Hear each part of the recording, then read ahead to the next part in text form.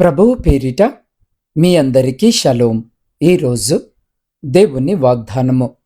దేవుని చిత్తమేదో పరీక్షించి తెలిసి కొనున్నట్లు మీ మనస్సు మారి నూతన మగుట వలన రూపాంతరము పొందుడి. రోమీలకు రాసిన పత్రిక 12వ అధ్యాయము 2వ వచనం. ప్రియ సహోదరి సహోదరులారా, ఈరోజు ఈ వాక్యము వినుచున్న మీ అందరికీ మన ప్రభువును ప్రియరక్షకుడైన యేసు క్రీస్తు జీవము కలిగిన నామమున ఈ నూతన దినపు శుభములను వందనములను తెలియజేయుచున్నాను. ప్రియులారా, చదవబడిన లేఖన భాగమును ఈరోజు మనం పరిశీలన చేసినట్లయితే, ప్రియులారా, ఈ లెంట్ కాలములో మనము క్రీస్తు సారూప్యతలోనికి రాగలగటానికి దేవుడు మనకు అనుగ్రహించున్న ఈ వాక్య ధ్యానములన్నిటి కొరకై కృతజ్ఞతలను తెలియజేస్తున్నాను. దేవుడు అంతిమముగా మన జీవితాల్లో ఏమి ఆశిస్తున్నాడంటే రూపాంతర అనుభవమును. అవును ప్రియులారా, ఈరోజు ఈ వాక్యము వినుచున్న మీరు మీ జీవితాలను మార్చుకోవాలి. ఎందుకంటే రూపాంతరము చెందకుండా మనమున్నటువంటి పాపపు స్థితిలో దేవుణ్ణి మనం ఎప్పుడూ సంతోషపరచలేము. మనందరికీ తెలిసిన గొంగలి పురుగు, ఆ గొంగలి పురుగును మనము చూసినప్పుడు అందరూ దాన్ని అసహ్యించుకుంటారు. ఎవరు కూడా దాన్ని ప్రేమగా దగ్గరికి తీసుకోరు. దానితో ఆడుకోవాలని ఎవరు చూడరు.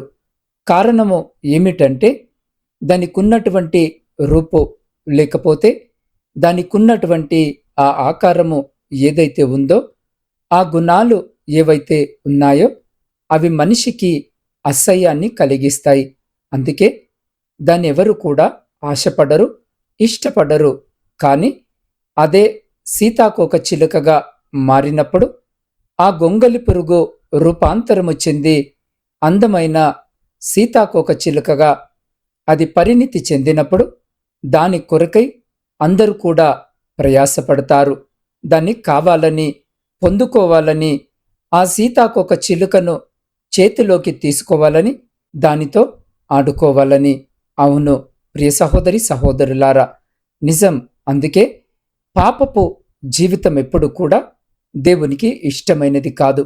దేవుని ఎప్పుడు సంతోషపెట్టదు. నీ పాపపు జీవితము ఎవరిని కూడా దేవుని సన్నిధికి నడిపించదు.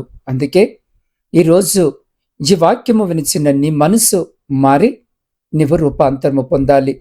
అలా రూపాంతరము పొందాలి అంటే దేవుని మాట ఏమి సెలవిస్తుందంటే, మీ శరీరములను ఆయనకు సజీవ యాగముగా సమర్పించుకోండి అని.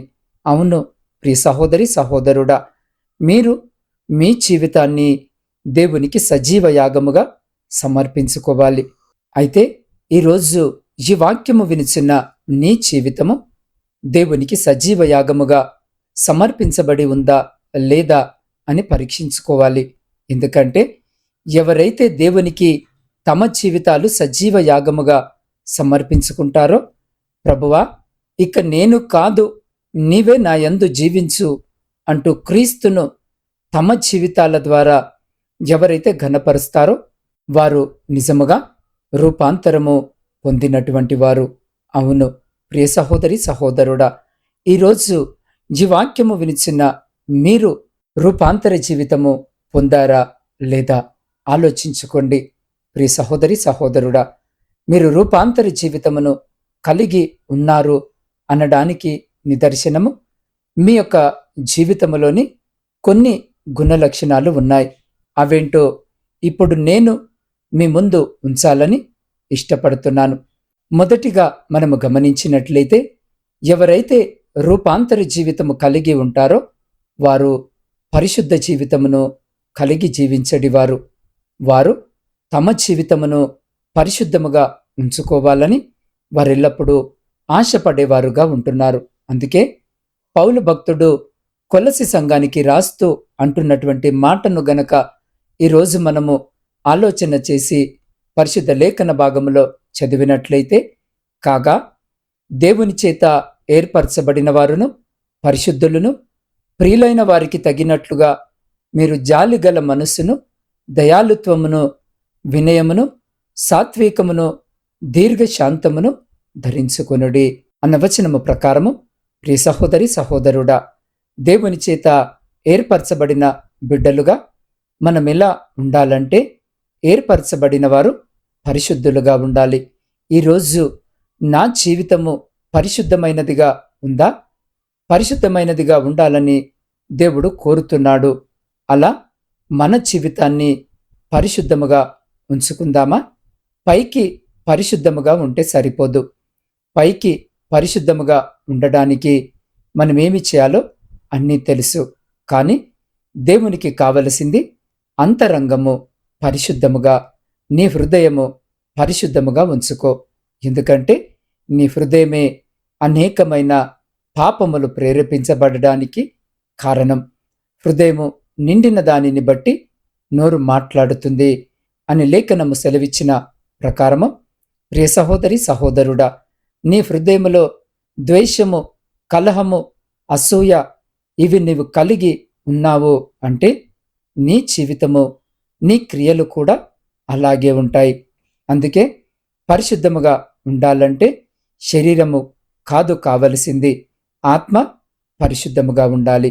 ప్రియ సహోదరి సహోదరుడా, రూపాంతర జీవితం యొక్క రెండవ లక్ష్యము ఏందంటే క్షమాపణ జీవితము కలిగి ఉంటారు. పవిత్రముగా ఉండటమే కాదు, వారు ఎలా ఉంటారంటే వారి జీవితాలు కూడా క్రీస్తుకు ఒక ప్రతిరూపముగా, అంటే క్రీస్తు మాదిరిగా ఆయన మిమ్మల్ని క్షమించిన ప్రకారము మీరు ఒకరినొకడు క్షమించుడి అని దేవుని వాక్యములో వ్రాయబడి ఉంది. పరిశుద్ధ లేఖన భాగమును మనము చదివినట్లయితే, ఎవడైనను తనకు హాని చేసెనని ఒకడు అనుకొని ఎడల ఒకరినొకడు సహించుచు ఒకరినొకడు క్షమించుడి.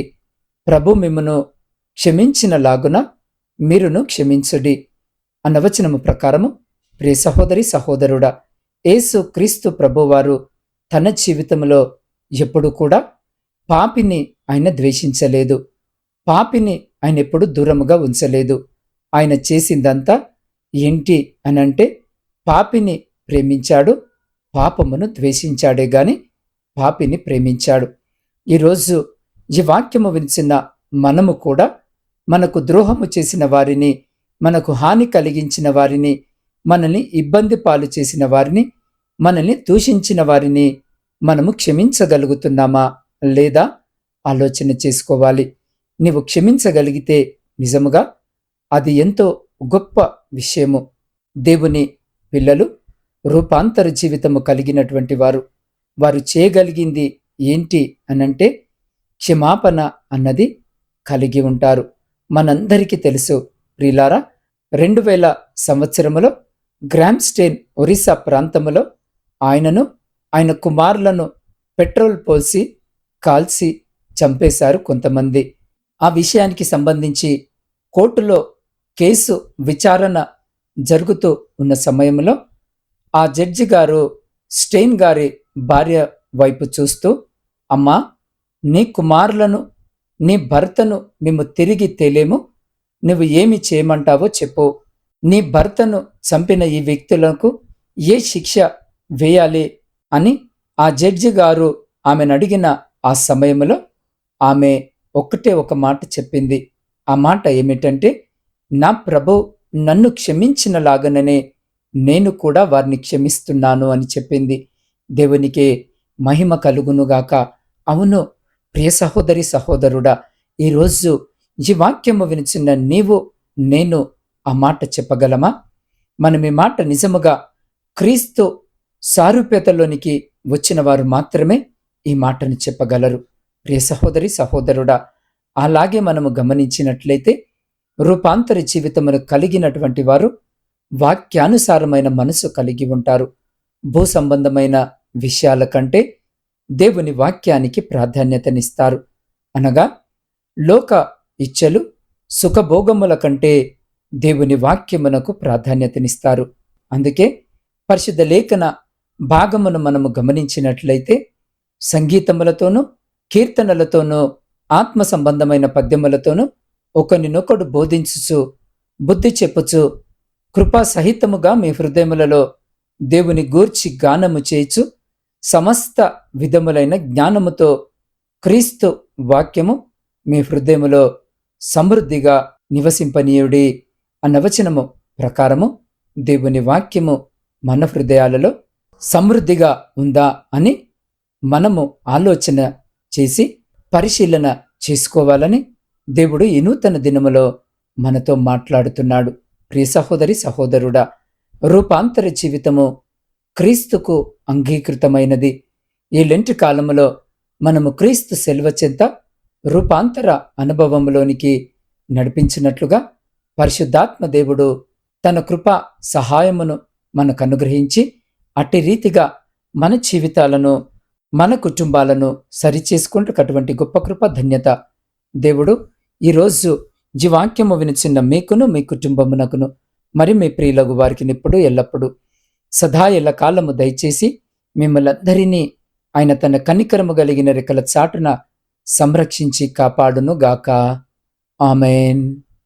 ప్రార్థన.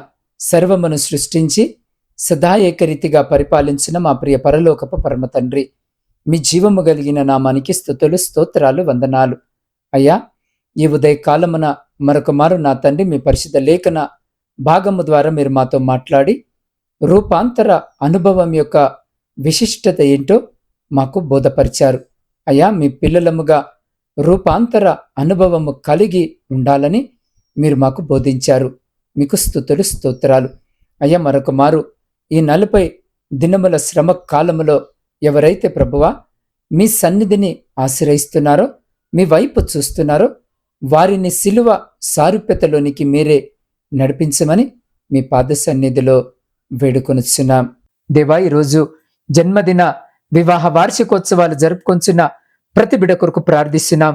అయా, ప్రతి బిడ్డను ప్రత్యేకంగా జ్ఞాపకము చేసుకుని మీ నూతన దయా కిరీటము చేత బిడ్డలను ఆశీర్వదించి రాబోయే కాలం అంతా కూడా సంతోషకరమైన కుటుంబ జీవితమును దయచేయమని వేడుకొనుచున్నాం.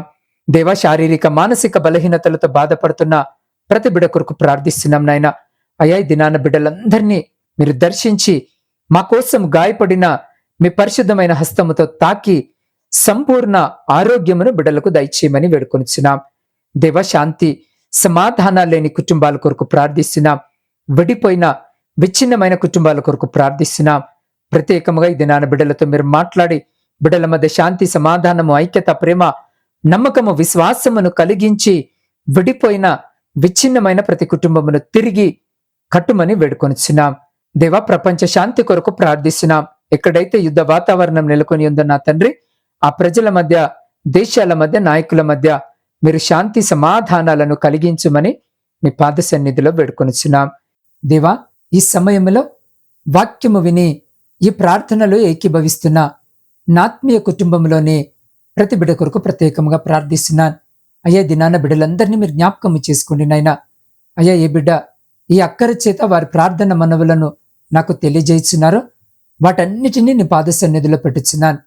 ఈ దినాన మీరు వాటన్నిటినీ అంగీకరించి ప్రతి ప్రార్థన విజ్ఞాపనకు మీరు జవాబును దయచేస్తున్నందుకే కృతజ్ఞతలను తెలియజేస్తూ నాత్మీయ కుటుంబంలోని ప్రతి బిడ్డను పేరు పేరు వరుసన దీవించి ఆశీర్వదించి వారి జీవితాలలో, కుటుంబాలలో, వారి దాంపత్య జీవితంలో, వారి ఆధ్యాత్మిక జీవితంలో ఉన్న ప్రతి అంధకార సంబంధమైన శక్తులన్నిటినీ మీ పరిశుద్ధ నామమున లయపరిచి మీ ఆకాశపు వాక్యలను విప్పి మీ సమృద్ధికరమైన దీవెన ఆశీర్వాదాల చేత బిడ్డల జీవితాలను, కుటుంబాలను దీవించి ఆశీర్వదించి తృప్తిపరిచి మీ కృపలో భద్రపరుచుకొని ముందుకు నడిపించమని సమస్త స్తుతి ఘనత మహిమ మీకే చెల్లించు మా రక్షకుడును మీ ప్రియకుమారుడైన యేసు క్రీస్తు సర్వ సమృద్ధి కలిగిన నామమున ప్రార్థించి స్తుతించి అడిగి పొందుకొని ఉన్నాము తండ్రి. ఆమేన్.